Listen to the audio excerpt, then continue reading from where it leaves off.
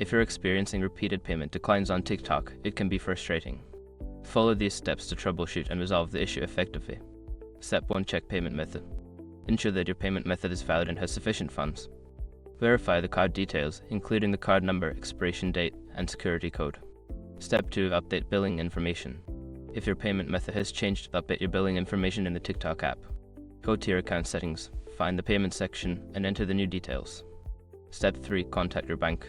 Before filing a refund or dispute, use the SROC.com link in the description to open the refund dispute deadline calculator and confirm your deadline. Step 4. Clear app cache. Clearing the app cache can resolve temporary glitches. Go to your device settings, find TikTok in the app list, and select the option to clear cache. Step 5. Reinstall the app. If the problem persists, try uninstalling and then reinstalling the TikTok app. This can help reset any underlying issues that may be affecting payment processing. By following these steps, you should be able to resolve the payment decline issues on TikTok. If problems continue, consider reaching out to TikTok support for further assistance.